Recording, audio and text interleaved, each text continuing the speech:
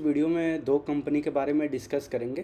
पहला है आपका ममता और दूसरा है आपका रुसील डेकोर। आज हम इन दोनों कंपनी के बारे में डिटेल में समझेंगे कि क्या इनका Q1 का नंबर था और क्या कंपनी ने कुछ अपना गाइडेंस दे रखा है FY26 के लिए, FY27 के लिए, और इनका क्या EBITDA मार्जिन रहने वाला है, क्या इनका पैट वगैरह रहने वाला है। आज हम इस वीडियो में पूरा डिटेल में बात करेंगे। तो ये वीडियो स्टार्ट करने से पहले मैं आप लोगों को एक छोटी सी बात बता दूं, ये कोई भी बाई और सेल रिकमेंडेशन नहीं है। प्लीज़ आप अपना रिसर्च खुद करें। तो चलिए इस वीडियो को स्टार्ट करते हैं। तो सबसे पहले हम लोग बात करेंगे ममता मशीनरी के बारे में।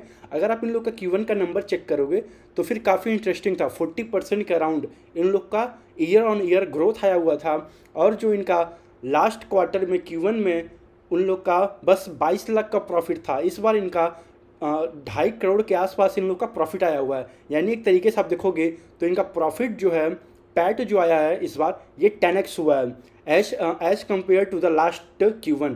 तो फिर बहुत ही इंटरेस्टिंग कंपनी है। अगर आप थोड़ा ममता के बारे में आप लोग को बता दूं तो ये लोग जैसे ना, आप लोग यहाँ पे देख भी सकते हैं, मैं यहाँ पे साथ में ओपन करके रखा हूँ इनका सीट, आप यहाँ पे देख सकते हैं। ये लोग पैकिंग का मशीन्स वगैरह मैन्युफैक्चर करते हैं। आप देख सकते हैं जो बैग पैकिंग में यूज होता है, जो फिर उसके बाद बॉटल को सील करने के लिए बैग पैक आता है, उसके लिए भी होती है। और ये सारी मशीनरें जो मशीन वगैरह होती हैं, ये सारी कंपनी मैन्युफैक्चर करती है।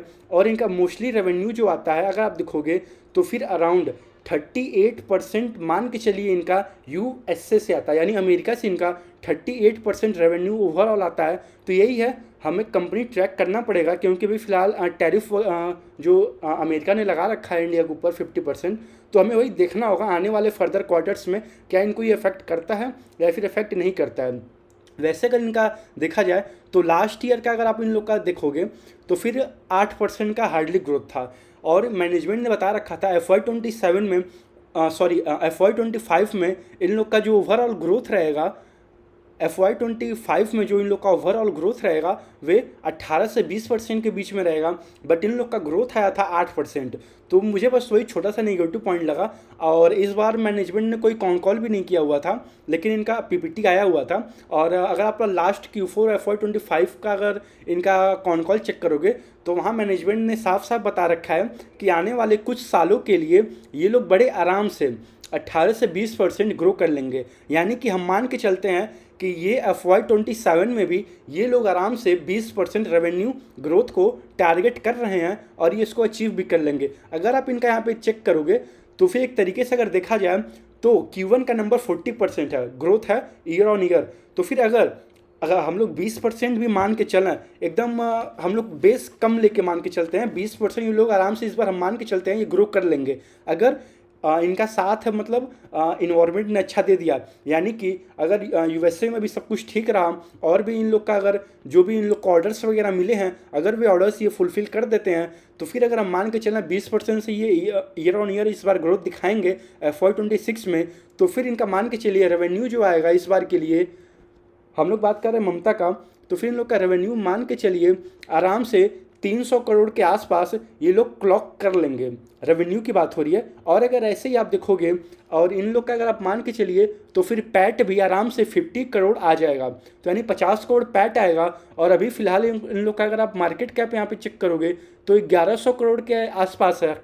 अगर आप इन लोग का फॉरवर्ड P निकालोगे तो फिर वही 20-22 का P रेशियो निकल के आता है, जो कि अगर कंपनी जो बताया है आने वाले कुछ साल के लिए 20% से ग्रो कर लेगी, तो फिर अभी फ़िलहाल के लिए ये बेटर डील लगता है।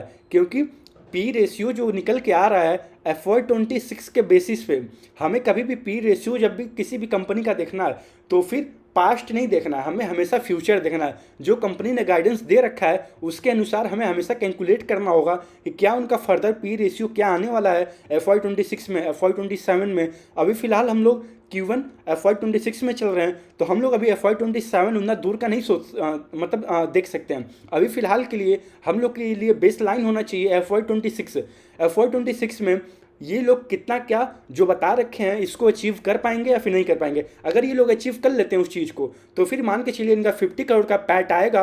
अगर वो 50 करोड़ का पैट आता है तो फिर इनका पी रेशियो बनता है 20, 22, 23 का पी रेशियो बनता है और ये ग्रोथ इंजन है 20 का, जो कि काफ़ी इंटरेस्टिंग है। और अगर इन लोग को देखोगे आप लोग, बिल्कुल ये लोग डेट फ्री कंपनी है, यहाँ पे कुछ भी इन लोग के पास डेट वगैरह नहीं है, इसलिए ये कंपनी और इंटरेस्टिंग हो जाती है। लेकिन वही है, हमें हर एक quarter and quarter number check करना होगा।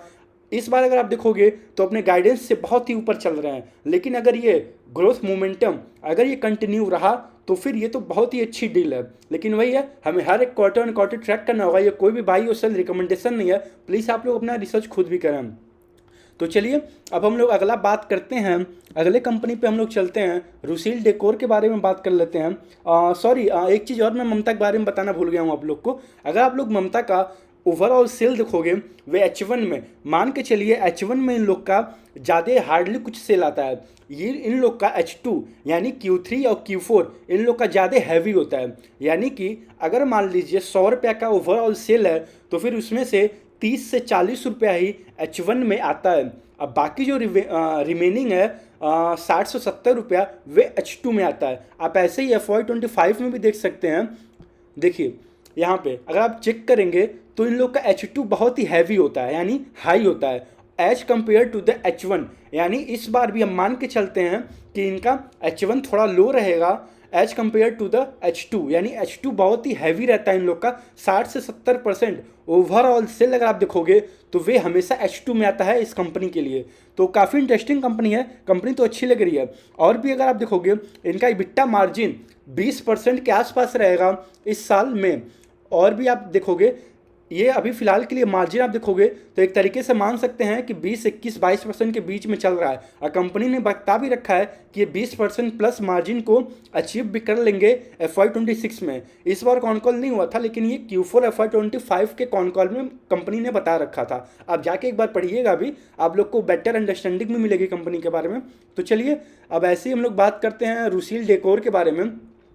ये काफ़ी अच्छी इंटरेस्टिंग कंपनी लग रही है मुझे, क्योंकि रुसील आप देखोगे अगर जो रुसील डेकोर लिमिटेड है, ये मोस्टली प्लाईवुड वगैरह में जो प्लाईवुड होता है, लेमिनेट सीट वगैरह होता है, ये सब मैन्युफैक्चर करती है। मैं आप लोग को इन लोग का दिखा भी देता हूँ, आप लोग यहाँ देख सकते हैं। ये रहा, 1 सेकेंड, ये देखिए, ये जैसे प्लाईवुड वगैरह हो गया, यहाँ पे ये लोग फर्नीचिंग साइड में ये मैन्युफैक्चर करते हैं और उसी को सेलिंग करते हैं। अगर इन लोग का आप देखोगे तो अप्रैल 2025 में फायर के कारण इन लोग का प्लांट 45 दिनों के लिए क्लोज हो गया था। लेकिन उस जो आग लगा हुआ था, उस आग की वजह से इनका जहाँ पे मेन मैन्युफैक्चरिंग होता है वहाँ पे कुछ ना इन लोग को मतलब लॉस नहीं देखने को मिला है। और इन लोग का मई के एंड में, यानी मई के एंड तक में मान के चलिए इन लोग का वे जो प्लांट में जहां आग लगा हुआ था वे फिर से रिस्टोर हो गया है और वहां पे फिर से अब वहां पे प्रोडक्शन स्टार्ट हो गया है कंपनी के लिए। और भी अगर आप यहां पे देखोगे तो इनका जो लेमिनेट साइड में है, ये लोग अपने कैपेसिटी को बहुत ही तेज़ी तरीके से अपने आप को एक्सपेंड कर रहे हैं। आप यहाँ पे देखोगे अभी जो फिलहाल के लिए कैपेसिटी है इनका 34 लाख के अराउंड, यानी 35 लाख मान के चलिए अभी फिलहाल के लिए कैपेसिटी था इनका, उसको ये 28 लाख और यानी एडिशनल कैपेसिटी जो फेज़ 1 और फेज़ 2 में लाइव होगा। और ऑलरेडी इनका फेज़ 1 लाइव हो चुका है लास्ट Q4 FY25 में, और जो फेज़ 2 है इनका ये मान के चलिए Q3 FY25 तक लाइव हो जाएगा। और टोटल लेमिनेट मैन्युफैक्चरिंग जो रहेगा इन लोग का मान के चलिए 62 लाख प्लस हो जाएगा। और अगर यानी एक तरीके से आप देखोगे ये अपने आप को मान के चलिए 90% के अराउंड, 90%, हाँ मोटा मोटी मान के चलिए 90% से अपने आप को और इंक्रीज कर रहे हैं लेमिनेट साइड में। अगर आप देखोगे तो कंपनी ने FY26 के लिए गाइडेंस दे रखा था कि ये लोग 20 से 25% बड़े आराम से ग्रो कर लेंगे। लेकिन वे जो फायर लग चुका था, आग लग चुका था, उसके वजह से अब मतलब थोड़ा मुश्किल लगता है। लेकिन कंपनी ने एक चीज़ बता रखा है कि ये लोग इस बार भी आप जाके देखोगे Q1 FY26 के कॉन कॉल में ये लोग 1000 करोड़ का ये मान के चल रहे हैं कि ये लोग सेल इस बार अचीव कर लेंगे। 1000 करोड़ यानी मान के चलिए। और लास्ट ईयर आप देखोगे तो इन लोग का 900 करोड़ के आसपास इन लोग का सेल था, यानी 11-12% का ग्रोथ इंजन है अभी के लिए। और अभी आप अगर पी रेशियो देखोगे तो इन लोग को पी रेशियो आपको कुछ नहीं 45 का पी रेशियो दिखेगा, इसलिए क्योंकि इन लोग का Q1 में लॉस दिखाया गया था 14 करोड़ का। ये मेनली इसीलिए हुआ था क्योंकि फायर की वजह से, लेकिन वह इंश्योरेंस वगैरह का इन लोग को क्लेम जो भी अब मिलेगा आप देखना पड़ेगा हम लोग को। हर एक क्वार्टर ऑन क्वार्टर कंपनी का नंबर्स आता ही है, हमें हमेशा ट्रैक करना होगा। लेकिन अगर कंपनी जो बता रही है फिलहाल के लिए, अगर वे 1000 करोड़ का मान के चलिए अगर वे टारगेट अचीव करते हैं तो फिर, और वे बता रहे हैं 11 से 12% इस साल के लिए FY26 में इन लोग का EBITDA मार्जिन रहने वाला है, तो फिर इनका मान के चलिए पैट जो आएगा फिलहाल के लिए 50 करोड़ का पैट बन के आता है। अगर ये लोग 50 करोड़ के पैट को क्लॉक करते हैं, अभी फिलहाल कंपनी 900 करोड़ की है, तो इनका पी रेशियो FY26 के बेस पे FY26 के बेसिस पे 18 का पी रेशियो बन के आता है। 18 से 20 के बीच में आएगा पी रेशियो।